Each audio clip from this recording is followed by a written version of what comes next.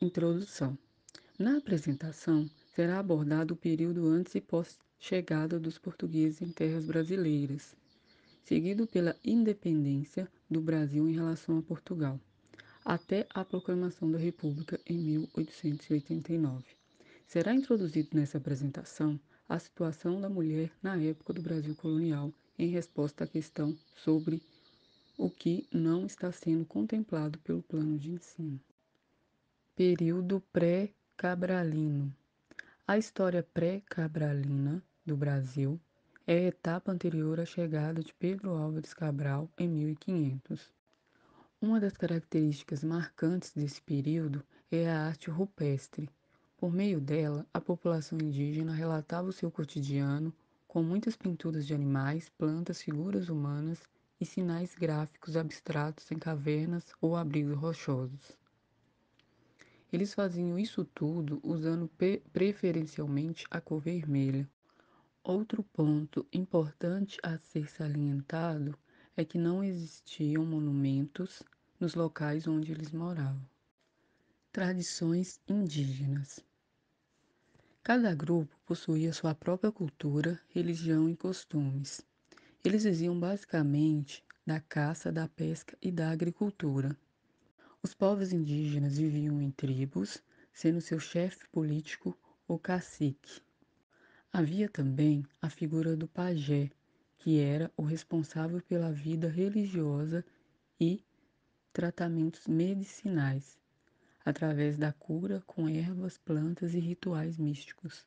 As religiões dos povos indígenas do Brasil são politeístas, ou seja, cultuam muitas entidades e não há adoração a uma única divindade. Além disso, não há dogmas ou um conjunto de doutrinas registradas em livros sagrados como a Bíblia. Os indígenas também confeccionavam objetos artesanais com elementos da natureza, como cerâmica, palha, cipó e madeira. A religião indígena baseava-se na crença em espíritos de antepassados e forças da natureza. Eles gostavam de promover festas e cerimônias religiosas, dançavam, cantavam e pintavam os corpos em homenagem aos antepassados e aos espíritos. Entre as tribos indígenas que viviam no Brasil, no início da colonização portuguesa, os tupinambás ficaram extremamente conhecidos pela prática da antropofagia, ou seja, o canibalismo, que é o ato de comer carne humana. As tradições indígenas do ponto de vista normativo. O direito consuetudinário é a construção jurídica baseada em costumes a partir das tradições de um povo de determinado local. A denominação deste direito não passa por um processo formal de criação das leis, pois ele surge da oralidade nas culturas tribais, seguindo os costumes e tradições da oralidade. Dessa forma, as leis não precisam estar necessariamente no papel ou serem sancionadas ou promulgadas, pois os próprios costumes são as leis. Dimensão territorial. Não se sabe ao certo a dimensão territorial exata ocupada pelos povos indígenas. Os dados de historiadores e antropólogos apontam que eles ocupavam boa parte do litoral brasileiro, a região amazônica e algumas partes do interior do continente. Na chegada de Pedro Álvares Cabral, em 1500, estima-se que existia cerca de 5 milhões de índios. Os tupis ocupavam a região costeira que se estendia do Ceará a Cananéia, São Paulo. Os guaranis espalhavam-se pelo litoral sul do país e a zona do interior na bacia dos rios Paraná e Paraguai. Agora iremos entender a situação de Portugal no cenário anterior à chegada até o território em que hoje é o Brasil. Portugal, desde os séculos 13 e 14, já tinha uma experiência no comércio de longa distância. Não era referência, pois os povos venezianos e genoveses dominavam ainda mais esse tipo de comercialização, mas a influência portuguesa era expressiva e os povos citados posteriormente contribuíram para que Lisboa se tornasse um ponto importante de comércio de longa distância. Além desse fator, Portugal também tinha aproximação econômica com os islâmicos do Mediterrâneo, onde as trocas eram mais frequentes e eficientes, pois o uso da moeda era cada vez maior. Logicamente, ter esse tipo de aproximação favoreceu o próprio país. Ainda para entender o que favoreceu Portugal no início das navegações, é necessário levar em conta também a posição geográfica em que Portugal se encontrava, que era perto das ilhas do Atlântico e da costa da África. Como a tecnologia de navegação na época não era muito avançada, era importante ter correntes marítimas favoráveis, algo que, pela geografia, era presente nos portos do país. Um outro ponto para entender por que as navegações tiveram grande investimento é o fato dela contemplar o interesse de todos, mesmo que indiretamente e sem intenção. Pois, para os comerciantes, era uma oportunidade de conseguir novos negócios, para a coroa portuguesa, era uma forma de conseguir novos rendimentos, e para os membros da igreja, era um meio de cristianização dos povos nomeados bárbaros e, por último, para o povo de classe social mais baixa, era uma oportunidade de emigrar e tentar uma vida melhor em outro lugar. Além desses fatores, é importante compreender que, à época, as navegações eram vistas de uma forma que gerava animação para quem as praticava, pois era desbravar o novo, se lançar a uma aventura em locais que eram completamente desconhecidos pelos europeus. Tanto é que muito se especulava a respeito de monstros marítimos e coisas do tipo. Então, é um fator de se levar em conta, mas sempre lembrando que a motivação econômica era superior e mais importante, e os bens mais buscados nelas eram o ouro e as especiarias, sendo que o ouro era uma moeda de troca. Agora, abordando diretamente as navegações, o ponto de partida da expansão ultramarina portuguesa era considerado a conquista da cidade de Ceuta em 1415, localizada no norte da África. A expedição até a África tem motivação controversa entre os historiadores. Alguns defendem que era com o objetivo de abrir caminho para a busca de ouro no Sudão, já outros que o rei promoveu a expedição buscando saque e aventura. Depois da África, eles fizeram novas navegações e ocuparam as ilhas do Atlântico, onde exploraram o trabalho escravizado e a plantação em larga escala. Quando no ano de 1500, especificamente dia 21 de abril, a frota de Pedro Álvares Cabral, que saiu de Portugal em 9 de março, chegou às terras brasileiras após passar pelas ilhas de Cabo Verde e desviar ao oeste. Somente no dia seguinte, 22 de abril, que é marcado como dia oficial do descobrimento brasileiro, a frota ancorou no litoral da Bahia, em Porto Seguro. Foi alegado que essa descoberta foi um mero acaso. A justificativa era que a expedição tinha como objetivo chegar às Índias. Muito se duvida se a chegada ao Brasil foi acidental, e para entender isso é necessário voltar um pouco no tempo. Alguns estudiosos do tema acreditam que uma expedição secreta ocorrida em 1498 e liderada por Duarte Pacheco Pereira constatou a existência de terras brasileiras. Nela, os navegadores se afastaram da costa africana, indo em uma rota não usual de navegação naquele continente.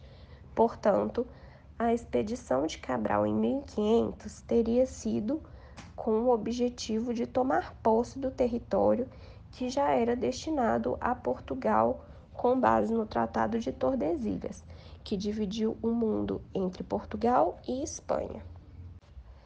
A colonização foi um processo extremamente violento. Não havia respeito e tentativa de estabelecer uma coexistência saudável de culturas diferentes. Os portugueses dominaram os nativos por meio da força, o que ocasionou, por outros motivos também, um genocídio. A colonização foi um processo extremamente violento.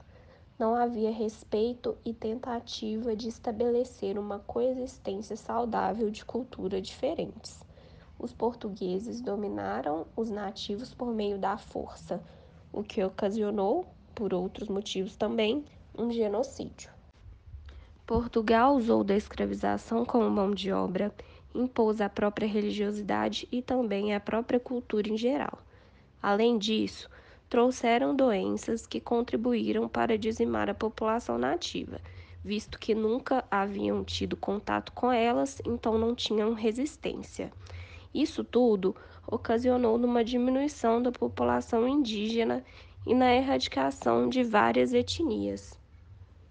Hoje, a colonização pode ser estudada e compreendida da forma como realmente ocorreu, de modo violento e que não tem nada a ver com a romantização que é proposta, geralmente, quando se é estudado na escola nos anos iniciais. A ação colonial foi um aspecto marcante da expansão e está fortemente ligado à história do Brasil. Sob o jugo de ideais expansionistas, não só os nativos brasileiros, mas também as pessoas africanas, aquelas que foram submetidas à escravidão, sofreram com o impacto que o colonialismo causou. Durante 3 séculos, o Brasil era uma possessão de Portugal, sendo explorado por possuir valiosos recursos naturais. Quando os portugueses chegam ao Brasil em 22 de abril de 1500, num primeiro momento, eles não se fixam na terra. Fazem o primeiro contato com os índios e começam a explorar o pau-brasil, que era muito valorizado na Europa devido ao uso da sua seiva de cor avermelhada utilizada no tingimento de tecidos. Os portugueses utilizaram o escambo, que consistia em trocar objetos como espelhos, apitos, chocalhos e outras bugigangas com os nativos em troca de trabalho. Eles cortavam o pau-brasil e faziam carregamento até as caravelas. O Brasil é então dividido em capitanias hereditárias, que são doadas aos donatários. Eles eram encarregados de povoar, proteger e explorar os recursos naturais dessas terras, bem como estabelecer o cultivo da cana-de-açúcar. O sistema de capitanias hereditárias fracassa devido à distância da metrópole, falta de recursos e ataques sofridos por parte dos indígenas e pirata. A coroa portuguesa, então, resolve implantar no Brasil o governo geral, na tentativa de ter mais controle da colônia. O primeiro governador-geral foi Tomé de Souza, que recebeu a missão de combater os indígenas rebeldes, aumentar a produção agrícola no Brasil e defender o território, também procurar jazidas de ouro e prata. Em função da exploração exagerada da metrópole, o povo fica insatisfeito. Revoltas e conflitos surgem então nesse período. Entre elas, Revolta de Beckman, ocorrida em 1621 no Maranhão, Guerra das Emboadas, que aconteceu em 1708, quando os bandeirantes passaram a exigir exclusividade na exploração do ouro das minas que descobriam. Guerra dos Mascates, em 1710, em Pernambuco. Foi uma rebelião disputa de poder político entre as cidades de Olinda e Recife. Depois também vieram os movimentos separatistas, como foi o caso da Inconfidência Mineira, de 1789, que foi liderada por Tiradentes. Os Inconfidentes queriam a libertação do Brasil de Portugal. E teve também a Conjuração Baiana, em 1798, que reivindicou a abolição da escravação, proclamação da República, diminuição de impostos, abertura dos postos e o fim do preconceito e aumento salarial. Em 7 de setembro de 1822, Dom Pedro I declara a independência do Brasil, finalizando assim a era do Brasil colônia. No Brasil colonial, a mulher sofreu em todos os âmbitos, desde a Índia, que foi violentada pelos colonizadores, as negras escravizadas, que possuíam uma vida sem direito social, trabalhavam na agricultura ou na casa grande como domésticas, e até as sinhás, que eram totalmente submissas aos maridos. A cultura patriarcal dava aos homens poder irrestrito sobre as mulheres, ao ponto da lei permitir que o marido assassinasse a esposa em caso de adultério. A função jurídica da mulher era ser subserviente ao próprio marido. Se não obedecia, sofria sanções. Mas há um fato curioso: houve participação feminina no comércio da Vila Rica. Após a independência, o quadro político brasileiro era instável. Movimentos separatistas indicavam possível fragmentação territorial. Face a isso, o governo imperial, aliado a grupos intelectuais, lançou um projeto objetivando construir uma identidade nacional para o Brasil, atenuando assim o efeito da crise política. O Império então investiu no desenvolvimento cultural do país, a fim de construir uma imagem positiva, civilizada, baseada nos padrões europeus. Após 66 anos do Grito do Ipiranga, em 1888, Dom Pedro II encomendou ao pintor Pedro Américo o famoso quadro intitulado Independência ou Morte. Para a execução dessa obra, o artista fez uma série de estudos sobre o movimento da independência, entrevistou testemunhas e construiu uma imagem elevando Dom Pedro I ao status de herói nacional, a fim de fortalecer o conceito patriótico através de um passado de glória. Essa cena foi produzida pela imaginação do artista, que reconhece que seria impossível reconstruir com exatidão a cena, pois faltavam relatos para isso. Observando o mapa do Brasil na época do primeiro reinado, percebemos que o Acre ainda não era parte do nosso território. Nessa época atual, o Uruguai era uma província brasileira chamada Província Cisplatina, que torna-se independente em 1825 com o nome de Uruguai. Após a independência, o Brasil precisava de uma constituição. Para isso, formou-se uma Assembleia Constituinte. Iniciou esse trabalho em maio de 1823. Porém, o primeiro documento não agradou Dom Pedro I, e ele entrou em confronto com as elites econômicas e políticas daquela época. Dom Pedro então veta o documento e dissolve a Assembleia. O documento elaborado ficou conhecido como Constituição da Mandioca. Isso aconteceu em 12 de novembro de 1823. Ficou marcado como Noite da Agonia. Dom Pedro ordenou que as tropas secassem e dissolvessem a Assembleia. Nesse dia, vários parlamentares foram presos.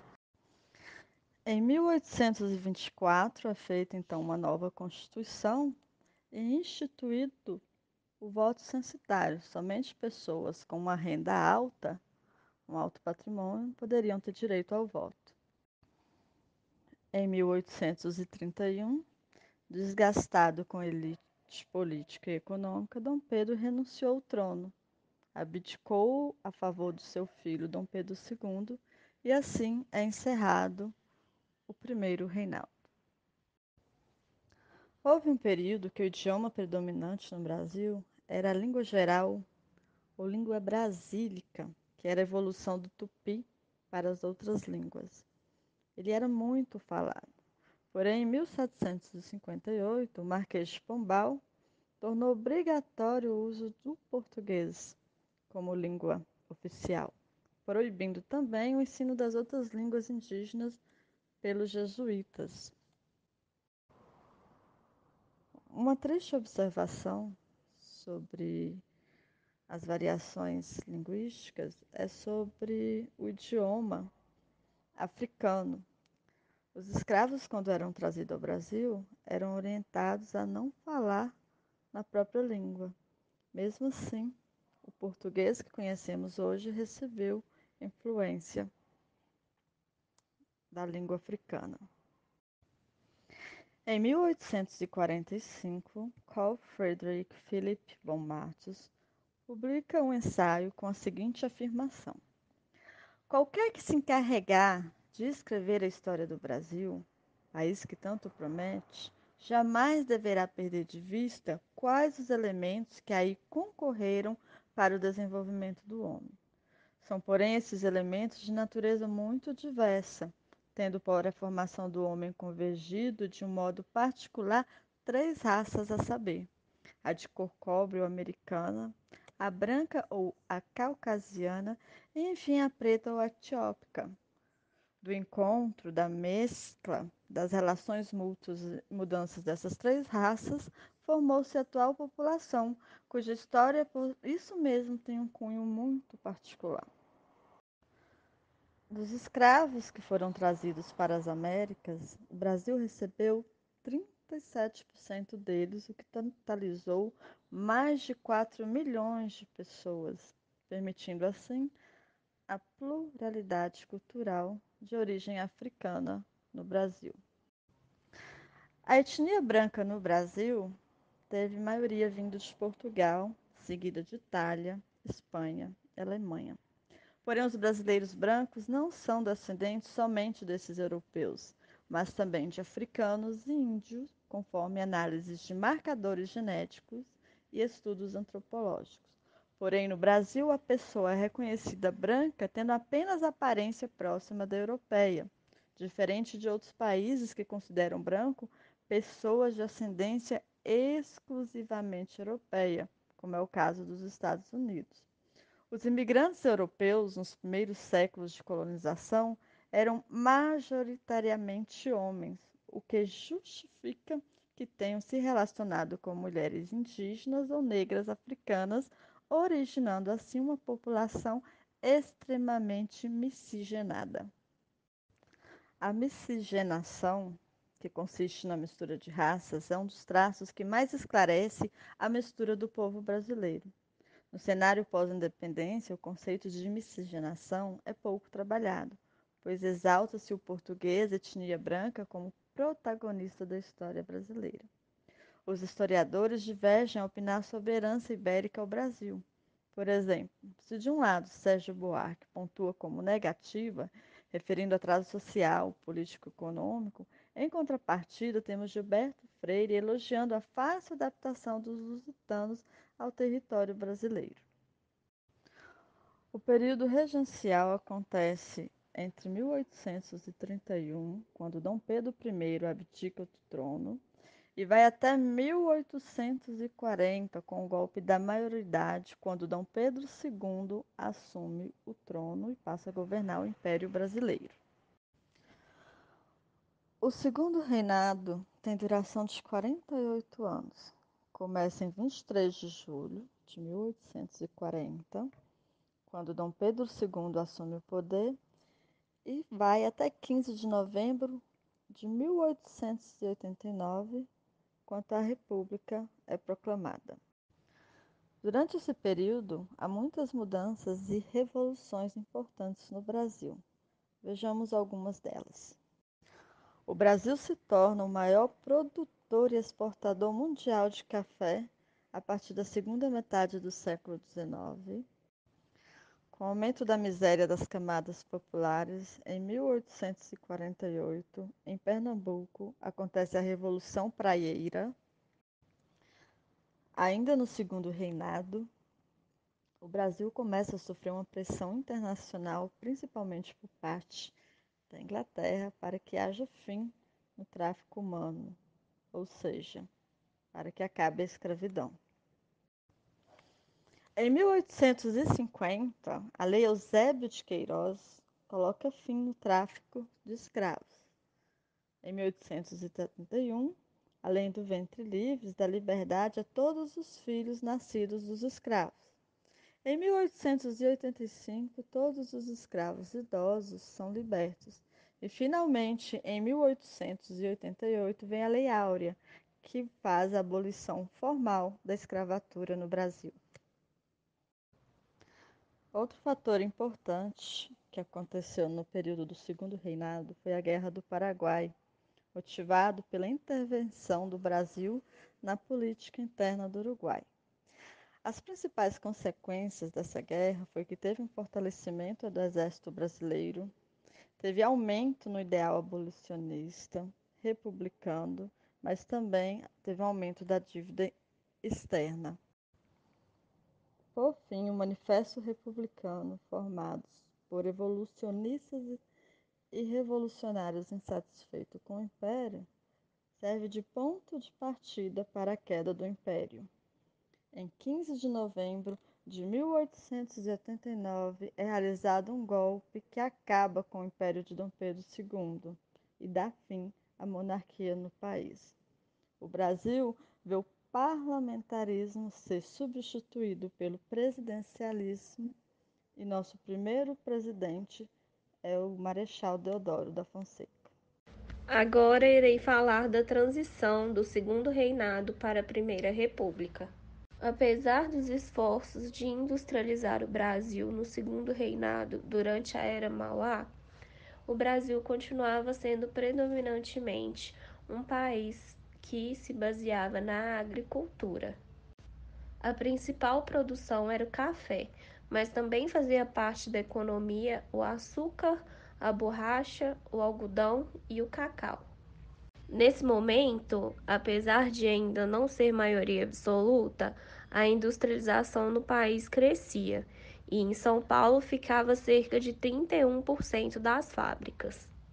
Os integrantes do grupo são eu, a Janaína Xavier, a Letícia Gabriela, o Davi Morato, a Diana Henriques, a Kélia Costa, a Maria Luísa, o Luca Rodrigues, a Clara Slene, o Jean Vitor, o Pedro Gabriel, o Kelton, a Bruna Agnes e a Thaís Raíssa.